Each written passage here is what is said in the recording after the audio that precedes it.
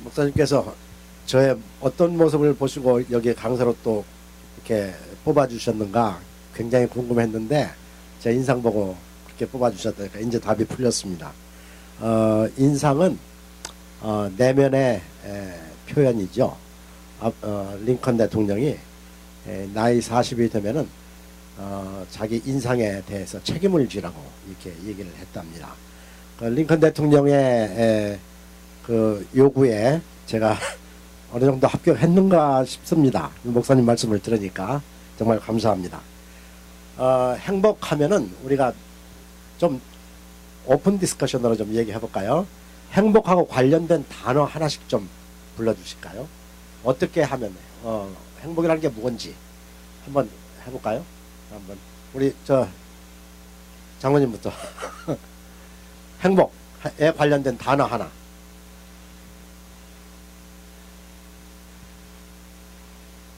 예, 웃는 거. 오케이. 웃는 거, 웃음, 미소. 예, 또 만족, 또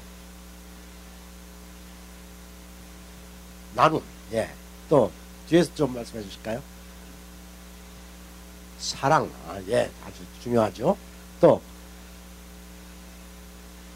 자기 어떤 성취. 예, 그 다음에 또 돈, 이것도 필요하죠.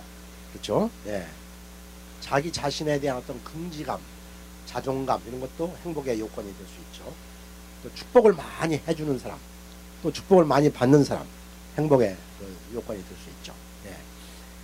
이제 이런 그 행복을 우리가 생각을 해보면은 굉장히 범위가 넓고, 그러면서도 우리 피부에 와서 다 줘야 되겠고, 이런 걸 느낍니다. 그래서 제가 이 강의를 준비하면서 굉장히 고민을 했어요. 이 광범위한 너무나 깊고 크고 높고 한 행복을 어떻게 15분 만에 얘기를 할 수 있을까? 그래서 아무리 고민하다가 결국 행복은 두 가지에서 일어날 수 있겠다 하는 생각을 했어요. 관계 속에서, 또는 우리는 일을 해야 되니까 일 속에서. 우리 인생이 그렇잖아요. 관계 속에 살고 일 속에 살아요. 그래서 관계 속에 관한 설명을 하다가 생각하니까 이거는 내가 좀 아직 자신이 없어요.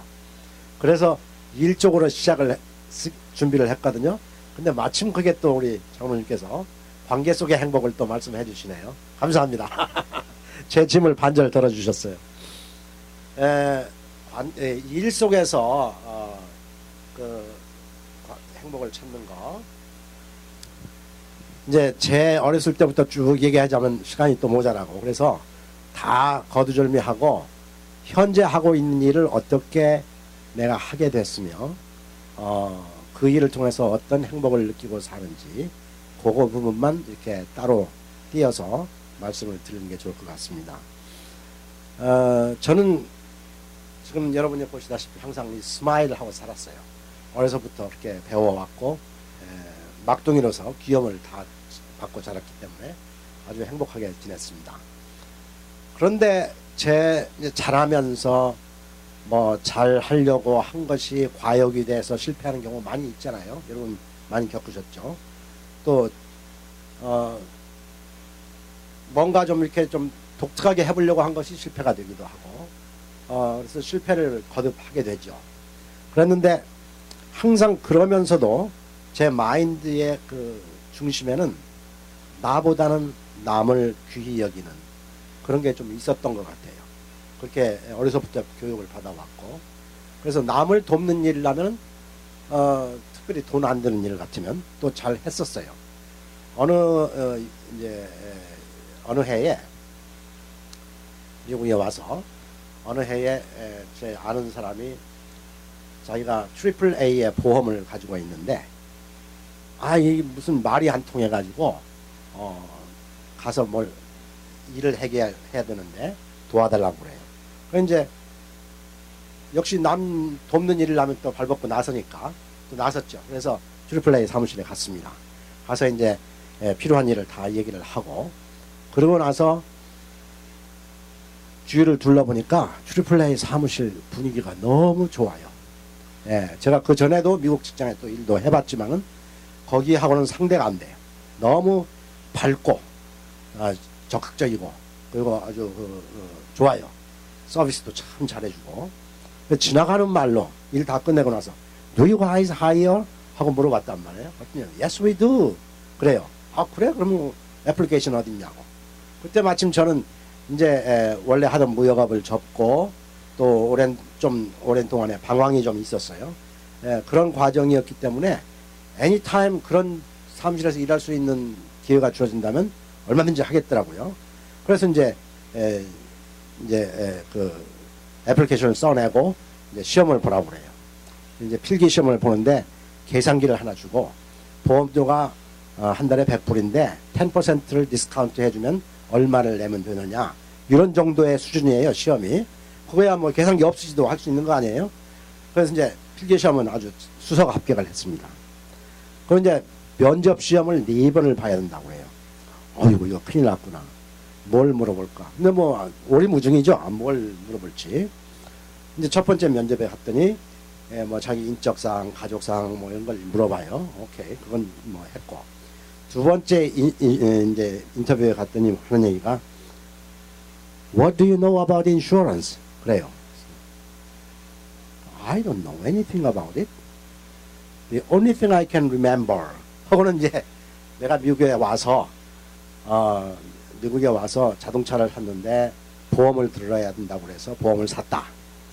근데 보험 약관을 페이지 1부터 끝까지 다 한번 읽은 기억이 있다. 그걸 내가 이해를 했느냐? No way. 기억하느냐? No way. 그리고 몇 년 지나서 내 비즈니스를 오픈했는데 비즈니스 보험을 사야 된다고 하더라. 그래서 샀다. 그때도 처음부터 끝까지 아주 파인 프린트한 거 있잖아요. 그걸 다 읽었다. Did I understand it? No way. Do I still remember? No way. 그랬더니 3번, 4번째 인터뷰를 면제해 주더라고요. 그래서 떨어졌는가 보다 했더니 언제부터 일할 수 있겠느냐고. 그래 이제 날짜를 정해줘요. 그리고 어느 장소에 오라고. 갔죠.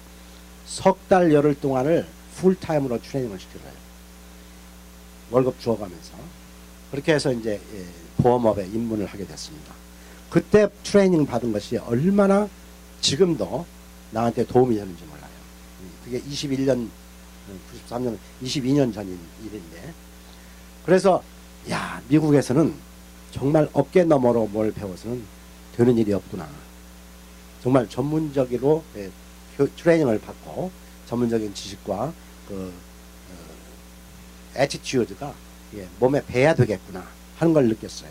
그래서 지금도 그때 받은 트레이닝이 나를 지배하고 있어요. 지금도 지배할 뿐만 아니라 또 격려해주고 있고 그렇죠. 일을 시작할 적에 제 경험에 보니까 나 자신의 현 주소를 아는 게 굉장히 중요한 것 같아요. 그래서 내가 지금 처해 있는 입장이 어떤 건가, 그리고 내가 할 수 있는 일이 무언가, 그리고 내 주변에서 나 같은 사람을 어떤 분야가 나를 필요로 하고 있는가를 확인하는 거 굉장히 중요하다고 생각합니다. 그래서 자기 위치 설정을 하는 거, 그리고 이 직업이라는 말은 독일어로 beruf라고 부르는데 이 말은 영어로 번역하면 calling이라는 뜻이에요. 소명. 그러니까 자기 일에 대해서 소명감을 가지고 일하는 사람들이 독일 사람인가 봐요. 그래서 그렇게 잘 하는가 봐요, 독일 사람들이. 하여튼 자기 자화상을 제대로 정립하고 내가 가진 자화상이 이 커뮤니티의 어느 구석에 적합하겠는지를 찾는 거 굉장히 중요하다고 생각합니다. 그 다음에 일단 이제 자기 포지션을 찾아서 일을 시작할 적에는 가급적이면 포괄적으로 모든 분야의 지식을 많이 갖는 건 굉장히 중요해요. 그러나 지식이 아무리 많아도 그 많은 지식을 가지고 커스터머를 만족시킬 수가 없어요. 왜 그러냐 하면 커스터머는 아주 전문적인 서비스가 필요하거든요. 그래서 포괄적인 지식을 갖되 자기 전문 분야를 개척하는 거 굉장히 중요하다고 생각합니다. 미국 속담에 이런 말이 있어요. A jack of everything is master of none. 모든 분야를 골고루 다 알고 있는 잭이라는 것은 미국의 아주 흔한 이름이잖아요. 잭. 그런 잭 같은 사람은, 그런 사람은 master of none. 아무 곳에도 마스터가 될 수가 없다는 얘기예요. 그러니까 모든 걸 많이 알려고 생각하지 말고 좁은 분야에 깊게 파라는 얘기죠. 그 교훈이, 그 속담이 저한테는 굉장히 큰 교훈이 됐습니다. 알고 보니까 보험이라는 업종은 엄청나게 많은 분야를 가지고 있어요. 자동차 보험, 집보험부터 시작해서 커머셜도 커머셜 뭐 라이어빌리티, 프로퍼티 또 무슨 뭐 심지어는 이런 것도 해봤어요. 모터사이클 헬멧 있죠. 모터사이클 헬멧을 한국에서 수입을 해오는데 그 프로덕트 라이어빌리티 그 헬멧을 한국에서 만들었는데 그걸 여기서 이제 팔았어요. 그거 타고 이제 쓰고 다니다가서 사고가 나서 죽었는데 머리가 깨져 죽었다 했을 때 이 헬멧에 결함이 있었는가 그걸 따져서 책임을 추구하는 거예요. 그런 그 라이어빌리티 보험까지도 얼마나 우리 이 일상생활에 그 구석구석마다 보험이 필요해요. 그런데 그걸 다 공부하려고 했더니 제 머리가 깨져요. 그리고 전혀 도움이 안 돼요. 석세스풀 할 수가 없어요. 그걸 다 열이면 열 다 공부해서 다 서비스 하려고 했더니 24시간이 모자라고 몸뚱이 하나가 모자라요. 그래서 이게 아니구나. 뭔가 광범위한 것보다는 좁고 깊은 그게 필요하구나. 그 다음에 미국에서는 모든 분야에 그 레귤레이션이 있어요.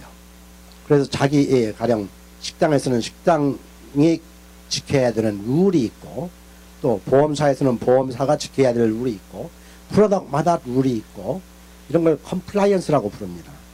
컴플라이언스에 스테이 인 하는 거, 컴플라이언스를 지켜나가는 거 이거는 굉장히 중요해요. 만약에 거기서 조금이라도 벗어나서 그것 때문에 커스터머한테 수를 당한다든가 커스터머한테 잘못된 결과가 한다든가 할 때는 내가 행복할 수가 없죠. 예. 그래서 컴플라이언스에 스테이 하는 건 굉장히 중요한데 저는 그거를 트리플 A에서 배웠어요. 배울 적에 그 컴플라이언스의 중요성을 배웠어요. 그래서 절대로 우리 한국에서도 요즘은 어떤지 몰라도 왕년에 한국에서는 면석이가 조금 이렇게 해주는 건 그 흉이 아니었잖아요. 그렇죠? 뭐 생년월일 좀 바꿔주고 하는 것은 재판 없이 그 자리에서 바꿔주기도 하고 담배값 주면 다 해주고 했잖아요. 그건 다 컴플라이언스를 어기는 거거든 사실은. 그걸 우리는 밥 먹듯이 해왔다고요. 한국 사람들은. 그리고 뭐 봐주기 얼마나 교통순경 뭐 5만 원짜리 하나 짚어주면 뭐 얼마나 다 해결되고 그런 그것이 미국에서는 안 통해요. 그리고 그렇게 하려고 하면은 내가 불행해져요 언젠가. 그래서 항상 룰과 컴플라이언스에 스틱하는 거 굉장히 중요하다고 생각합니다. 그리고 커뮤니케이션 스킬이 또 굉장히 중요해요. 일을 해보니까 저도 이제 사투리 억양이 전혀 없는 건 아닙니다만 그래도 가급적이면 말을 천천히 하려고 애를 쓰고 표준어를 쓰려고 애를 써요. 그런데 오늘도 겪었습니다만은 어느 분이 경상도 사투리로 전화를 하는데 도대체 무슨 말을 하는지 알아들을 수가 없어요. 근데 그분이 만약에 제 포지션에 있다면은 그분은 참 먹고 살기 힘들겠다는 생각이 들어요. 예. 왜냐하면 특히 서비스업이라는 것은 커뮤니케이션이 제일 중요하잖아요. 예. 그런 점에서 가급적이면 표준말을 쓰고 가급적이면 천천히 해서 상대방이 충분히 알아들을 수 있는 정도의 커뮤니케이션 스킬을 닦는 거 이건 평소부터 연습해 두는 게 굉장히 좋을 것 같아요. 예, 그런 생각이 듭니다. 또 커뮤니케이션 할 때에 이제 제가 오늘 오기 전에 옛날에 읽었던 책을 찾다 못 찾았는데 이런 커뮤니케이션을 하라고 그래요. 그 책은. 그리고 그 책이 굉장히 도움이 됐습니다. 프로덕트를 설명할 적에 내 서비스를 설명할 적에 이 서비스나 이 프로덕트의 특징, features and benefit이라고 그러죠. 이걸 쓰므로 해서 얻을 수 있는 베니핏이 뭔지 이거를 설명하도록 배워왔거든요.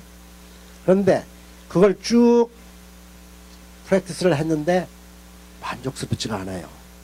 그러면 어떤 점이 더 어떻게 하는 게 더 만족스러운 결과를 가져올 수 건가?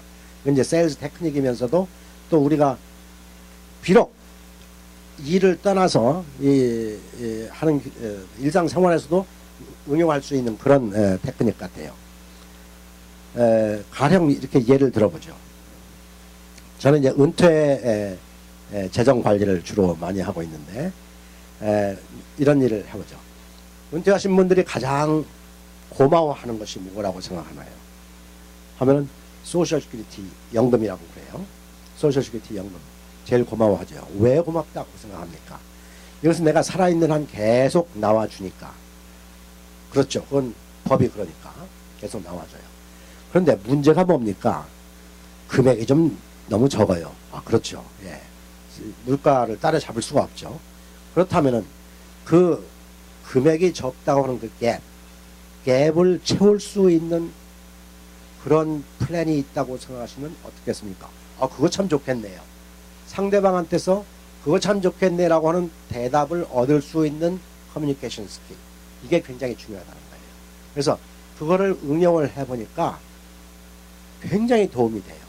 그런데 제가 지금 설명하려고 하는 것은 그 커뮤니케이션 스킬을 말씀드리려고 하는 게 아니라 그거보다 더 중요한 것은 내가 일하고 있는 분야를 도와줄 수 있는 책을 읽으라는 거예요. 예, 책을 찾아서 읽는 거 굉장히 중요합니다. 그래서 그 책에서 가르치는 것을 뭐 다 적용할 수는 없죠. 그 중에 한두 가지만 내가 픽업해서 내가 하는 일에 적용을 할 수 있다고 하면은 그건 큰 도움이 되는 일이죠. 예. 그 다음에 흔히들 이제 우리가 비즈니스를 한다든지 우리 할 적에는 목표 설정을 하려고 합니다. 목표 설정을 하는데 목표 설정에 이제 그것도 연습이 많이 필요해요. 저는 처음에 내가 가지고 있는 프로덕이 여러 개 있었거든요. 각 프로덕마다 금년도에 얼마씩 벌어오느라 하고 목표를 주어봤더니 택도 없어요. 너무 많아 돈이.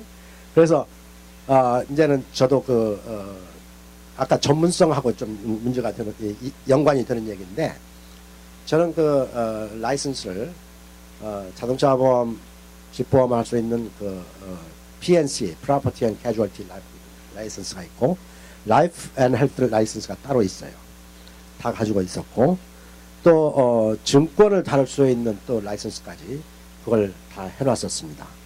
굉장히 많은 라이선스를 갖고 있었죠.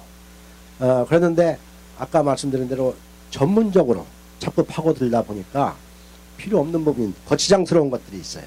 그래서 내려놓기 시작합니다. 라이선스 없애버려요. 이거 자꾸 있으면은 유혹이 생겨. 그래서 하나씩 띄어냅니다.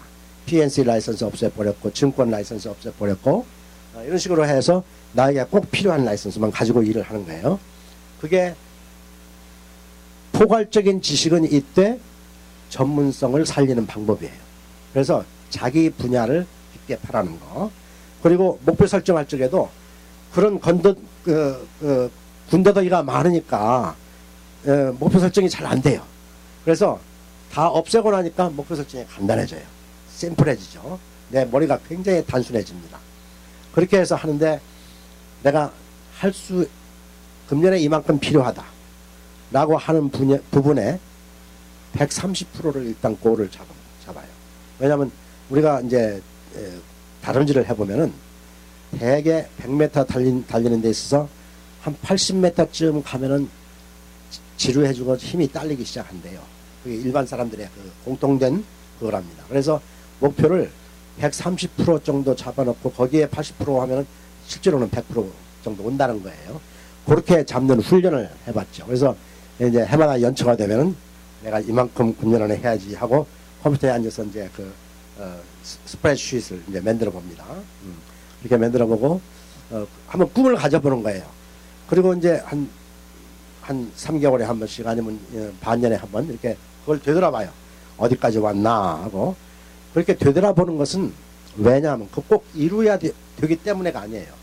그러지는 않고 어디까지 왔나? 이만큼 왔구나. 그래, 내가 이만큼 올 때까지 뭘 잘했을까? 뭘 잘못했을까? 자기 반성을 해보는 거예요. 해보고 이 디렉션이 맞는가? 예, 이 방향 설정을 다시 해보는 거고, 예, 그렇게 해서 이제 자기 점검을 해보죠. 그렇게 하고 그 다음에 그 목표 설정할 적에 있어서 그런 가시적이고 숫자적인 목표 설정뿐만 아니라 보이지 않는 목표 설정.